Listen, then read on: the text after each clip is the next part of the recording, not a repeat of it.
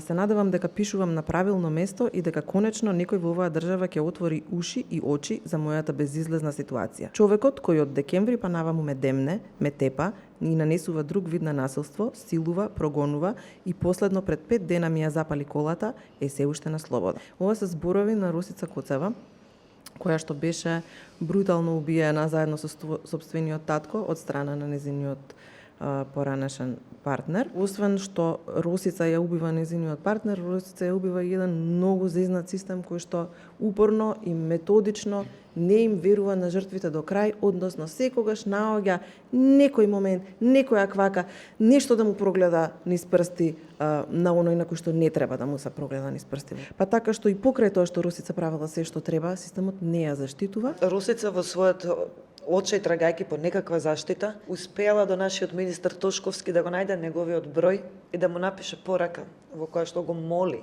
очајно да нешто направи заштити. Министерот кој пишува магистарска тврди дека не стигнала до него таа порака, иако нејзините пријатели ја објавија скриншот.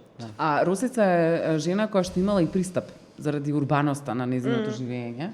Да не зборуваме за жените кои што се од помали средини, од рурални средини, кои што немаат како вака да се јавуваат и да одат да им биде верувано.